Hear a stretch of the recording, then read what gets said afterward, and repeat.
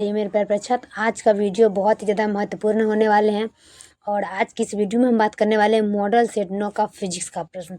आज तो मतलब हम बता रहे हैं मेरे प्यारे प्रच्छद कि आज जो है ना बस चैप्टर नंबर 9 ही तक था मॉडल सेट का प्रश्न, जो कि हम इस वीडियो में बता रहे हैं। सिर्फ ये फिजिक्स का ही 9 तक था और तो केमिस्ट्री सबका 8 तक ही था। तो इसका जो है ना फिजिक्स का 9 तक था मॉडल सेट, तो हम 9 तक बता चुके हैं या एंड मतलब बता रहे हैं। तो और मैं ये बताना चाहती हूँ कि कल से आप लोग को जो है ना रिवाइज हो जाएगा, मतलब मॉडल सेट 1 से स्टार्ट करेंगे प्रश्न। तो आप लोग जो भी छात्र नहीं पढ़े होंगे मॉडल सेट 1 का प्रश्न, वो मॉडल सेट 1 का प्रश्न पढ़ लीजिएगा। और मॉडल सेट 8 तक प्रश्न जब आ जाएगा तो हम आप लोग के लिए दूसरा वीडियो, तब जो है ना क्वेश्चन बैंक का वीडियो लेकर के आएंगे। ये तो हम आप लोग को जो है ना मॉडल सेट का 1 से लेकर 9 तक का बता चुके हैं और रिवाइज भी करवा देते हैं। दोबारा हम बता रहे हैं तो रिवाइज कल से मॉडल सेट 1 का प्रश्न मिलेगा आप लोग को। तो आप लोग हमें ये मत कहिएगा कि मैम आप एक ही प्रश्न दोबारा नहीं, अगर जो भी छात्र नहीं पढ़े हैं वो जल्दी से जल्दी आकर के पढ़ ले। और सबसे एक बात बताना चाहती हूँ, जो भी छात्र मेरे इस यूट्यूब चैनल पर नए आते हैं तो चैनल को लाइक जरूर कर दीजिएगा। अगर पहली बार आते हैं चैनल को सब्सक्राइब करके बेल आइकन जरूर दबा दीजिएगा और इस वीडियो को शेयर जरूर करिएगा। चलिए मेरे प्यारे छात्र, प्रश्न नंबर 1 में देखते हैं कि प्रकाश तंतु संचार किस घटना पर आधारित है। प्रकाश तंतु संचार किस घटना पर आधारित है? तो प्रकाश तंतु जो है ना संपूर्ण आंतरिक परावर्तन की घटना पर आधारित है। क्या है? प्रकाश आंतरिक परावर्तन की इस घटना पर आधारित है। तो इसका आंसर होगा ऑप्शन नंबर ए। चलिए अगला का बात करते हैं। तो अगला आता है दूसरा में कह रहा है कि एक वस्तु के 3 प्रतिबिंब प्राप्त करने के लिए 2 समतल दर्पण को डैश कोण झुकाकर रखना होता है। प्रश्न कर रहा है कि एक वस्तु के 3 प्रतिबिंब प्राप्त करने के लिए 2 समतल दर्पण को डैश कोण झुकाकर रखना होता है। तो 2 का देखेंगे और 2 का होगा 90 डिग्री, मतलब 90 डिग्री जो है ना वो समतल दर्पण को हमेशा झुका के रखता है। तो इसका आंसर होगा ऑप्शन नंबर बी। चलिए अगला देखेंगे हम 3 में क्या कह रहा है कि किसी दर्पण में वस्तु का प्रतिबिंब हमेशा छोटा एवं आभासी दिखाई पड़ता है। किसी दर्पण में वस्तु का प्रतिबिंब हमेशा छोटा एवं आभासी दिखाई पड़ता है। सभी मेरे प्यारे साथ देखिएगा। और 3 का आंसर का था उत्तल। 3 का क्या करा? उत्तल दर्पण में जो है ना हमेशा आभासी और प्रतिबिंब छोटा दिखाई पड़ता है। तो इसका आंसर होगा ऑप्शन नंबर बी। चलिए अगला देखेंगे 4 में कह रहा है कि तरंग दैर्ध्य के बढ़ने के साथ अपवर्तनांक का मान क्या होता है। तो तरंग दैर्ध्य के बढ़ने के साथ अपवर्तनांक का मान होता है, घटता है। तरंग दैर्ध्य के बढ़ने से अपवर्तनांक का मान क्या होता है? घटता है। तो इसका आंसर होगा ऑप्शन नंबर ए। चलिए अगला देखेंगे हम 5 में कह रहा है कि एक पतले लेंस को जब 1.6 अपवर्तनांक वाले द्रव में डुबाया जाता है तब लेंस नहीं दिखाई पड़ता है। लेंस का अपवर्तनांक, प्रश्न करा कि एक पतले लेंस को जब 1.6 अपवर्तनांक वाले द्रव में डुबाया जाता है तब लेंस नहीं दिखाई पड़ता है। लेंस का अपवर्तनांक, तो 5 का आंसर हो जाएगा आपका अनंत। क्या हो जाएगा? अनंत। तो इसका आंसर होगा ऑप्शन नंबर डी, अनंत। चलिए अगला का बात करते हैं। अगला आता है 6 में कह रहा है कि 2 समतल दर्पण के बीच में एक वस्तु को रखा गया है। 2 समतल दर्पण के बीच में एक वस्तु को रखा गया है। यदि दर्पणों का बीच का कोण 60 डिग्री हो तो महत्तम प्रतिबिंबों की संख्या क्या होगी? यदि दर्पणों के बीच का कोण 60 डिग्री हो तो महत्तमों का प्रतिबिंब संख्या क्या होगा? 6 का आंसर जो है ना आपका वो आंसर हो जाएगा 5। तो 5 हो जाएगा ऑप्शन नंबर सी। चलिए अगला देखते हैं। अगला आता है 7 में कह रहा है कि इनमें से किस जोड़े के लिए क्रांतिक कोण न्यूनतम होता है।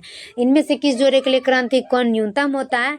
तो इनमें से जो है ना कांच और हवा के लिए क्रांतिक कोण न्यूनतम होता है, कांच और हवा। तो इसका आंसर होगा ऑप्शन नंबर सी, कांच और हवा।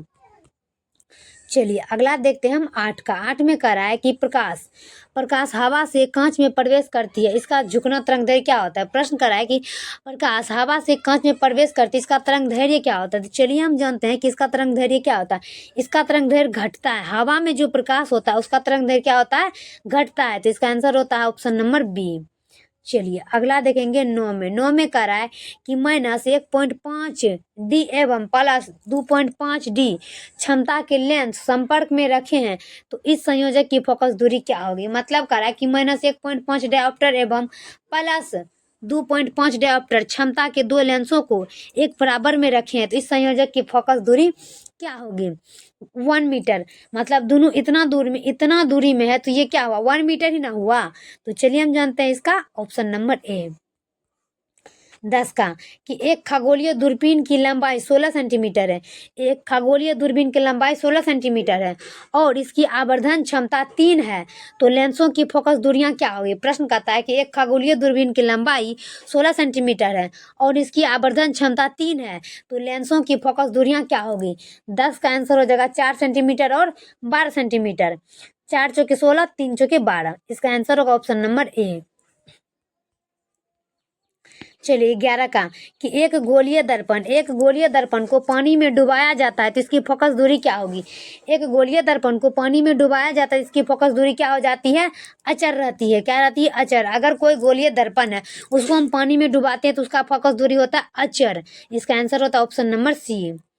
चलिए अगला देखते हैं हम 12 का। 12 में क्या कह रहा है, 12 में कह रहा है कि एक प्रकाश किरण कांच अपवर्तनांक -5/3 से पानी में अपवर्तनांक 4/3 में जा रही है, क्रांतिक कोण क्या होगा। प्रश्न कर रहा है कि एक प्रकाश किरण कांच अपवर्तनांक -5/3 से पानी में अपवर्तनांक 4/3 में जा रही है, तो क्रांतिक कोण क्या होगा। 12 का आंसर देखेंगे और 12 का आपको हो जाएगा sin-1 4/5, sin-1 4/5, option number B.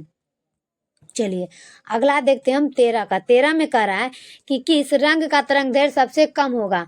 किस रंग का तरंग दैर्ध्य सबसे कम होगा। 13 का देखेंगे किस रंग का तरंग दैर्ध्य सबसे कम होता है, तो वो होता है आपका बैगनी। क्या होता है, बैगनी जो है ना, इसका तरंग दैर्ध्य सबसे कम होता है, तो इसका आंसर होगा ऑप्शन नंबर डी। चलिए अगला देखेंगे हम 14 का। 14 में कह रहा है कि कांच के लिए किस रंग का अपवर्तनांक अधिक होता है। कांच के लिए किस रंग का अपवर्तनांक अधिक होता है, 14 नंबर का देखेंगे और 14 का आंसर जो है ना वो आपका कह रहा है बैगनी। बैगनी का जो है ना कांच में ज्यादा होता है, तो इसका आंसर होता है ऑप्शन नंबर डी में। चलिए अगला देख लेते हैं हम 15 का कि किस रंग का तरंग दैर्ध्य सबसे अधिक होता है। किस रंग का तरंग दैर्ध्य सबसे अधिक होता है, तो 15 का लगाना है और 15 का हो जाएगा आपका लाल। लाल रंग का जो तरंग दैर्ध्य वो सबसे अधिक होता है, तो इसका आंसर होता है ऑप्शन नंबर ए। चलिए अगला देखते हैं 16 में। 16 में कह रहा है कि यू अपवर्तनांक वाले पतले प्रिज्म का न्यूनतम विचलन कौन होता है। प्रश्न कहता है कि यू अपवर्तनांक वाले पतले प्रिज्म का न्यूनतम विचलन कौन होता है। 16 का देखेंगे और 16 में कह रहा है कि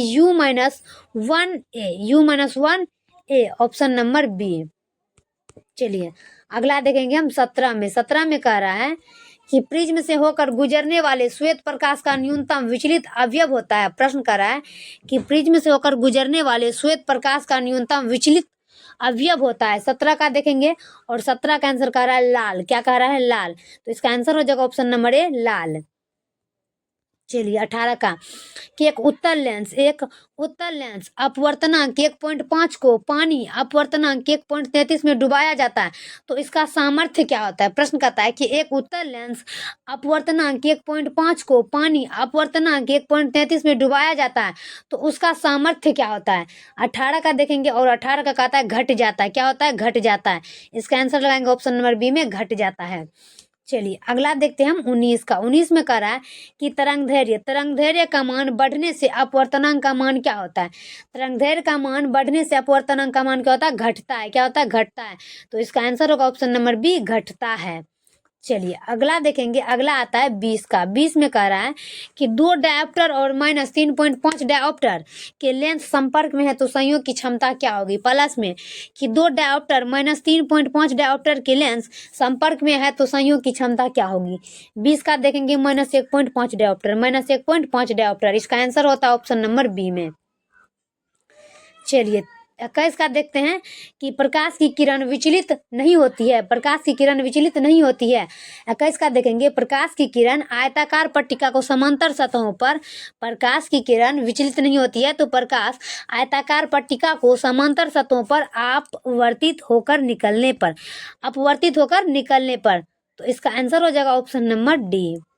चलिए अगला देखेंगे हम 22 का कि लेंस की शक्ति का मात्रक क्या होता है। लेंस की शक्ति का मात्रक, तो लेंस की शक्ति का मात्रक होता है डायोप्टर। ये छात्र को पता होना चाहिए कि लेंस की शक्ति का मात्रक डायोप्टर। इसका आंसर होगा ऑप्शन नंबर सी। तो इसका कि 10 सेंटीमीटर फोकस दूरी, 10 सेंटीमीटर फोकस दूरी के उत्तल लेंस की क्षमता क्या होगी, 10 सेंटीमीटर फोकस दूरी के उत्तल लेंस की क्षमता क्या होगी। तो इसका देखेंगे +10 dioptre, +10 dioptre. Option number B लगाएंगे +10 डायोप्टर। चलिए अगला देखेंगे हम 24 का कि एक रंग दोष युक्त नेत्र इन रंगों के विभेद नहीं कर सकता है, कि एक रंग दोष युक्त नेत्र इन रंगों को विभेद नहीं कर सकता है। 24 का देखते हैं, और 24 का आपका आंसर जो है वो कहता है कि लाल एवं पीला। क्या कहता है? लाल एवं पीला। ऑप्शन नंबर डी लगाते हैं, लाल एवं पीला। चलिए अगला देखते हैं हम 25 का। 25 में कह रहा है कि जब लाल फूल को किसी हरे कांच के टुकड़े द्वारा देखा जाता है तो वह प्रतीत होता है। जब लाल फूल को किसी हरे कांच के टुकड़े द्वारा देखा जाता है तो वह प्रतीत होता है। सभी छात्र देखेंगे, और 25 का आंसर जो होता है वो आपका आंसर आ जाएगा काला। क्या हो जाएगा? काला। ऑप्शन नंबर डी लगाएंगे, काला। चलिए अगला देखेंगे 26 का कि यदि किसी वस्तु तथा उत्तल लेंस से बने उसके प्रतिबिंब के बीच की दूरी 4f हो तो प्रतिबिंब का आवर्धन क्या होगा। प्रश्न कहता है कि यदि किसी वस्तु तथा उत्तल लेंस से बने उसके प्रतिबिंब के बीच की दूरी 4f हो तो प्रतिबिंब का आवर्धन क्या होगा। 26 का देखेंगे 1 से बराबर, 1 के बराबर। ऑप्शन नंबर बी लगाएंगे, 1 के बराबर। 27 का कि एक द्वि उत्तल लेंस आभासी प्रतिबिंब बना सकता है यदि वस्तु स्थित हो। प्रश्न कहता है कि एक द्वि उत्तल लेंस आभासी प्रतिबिंब बना सकता है यदि उत्तल लेंस स्थित हो। 27 का आंसर होगा लेंस और उसके फोकस के बीच, लेंस और उसके फोकस के बीच। Option number A.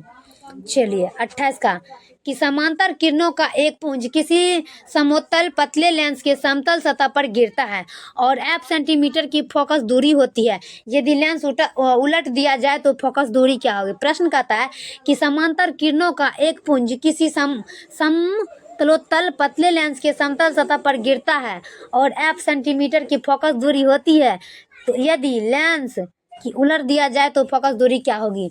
28 का देखेंगे, ऑप्शन नंबर डी होता है, शून्य हो जाएगी। क्या होगा? शून्य हो जाएगी। Option number D.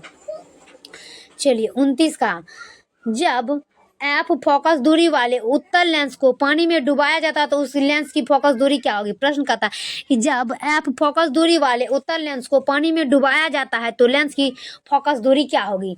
29 का देखेंगे, और 29 का कह रहा है कि 4f के बराबर, 4f के बराबर। ऑप्शन नंबर डी लगाएंगे, 4f के बराबर। 30 का एक लेंस u बराबर 1.5 की फोकस दूरी हवा में 20 सेंटीमीटर है। उस लेंस की फोकस दूरी 1.5 अपवर्तनांक वाले माध्यम में है। प्रश्न कहता है कि एक लेंस u बराबर 1.5 की फोकस दूरी हवा में 20 सेंटीमीटर है, उस लेंस की फोकस दूरी 1.5 अपवर्तनांक वाले माध्यम में क्या होगा। तो इसका आंसर होता है अनंत होगी। क्या होगा? अनंत। Option number D. मेरे प्यारे छात्र, ये वीडियो आप लोग को कैसा लगता है आप लोग हमें कमेंट में ज़रूर बताएंगे। तब तक के लिए हम नेक्स्ट वीडियो में मिलते हैं। जय हिंद, जय भारत।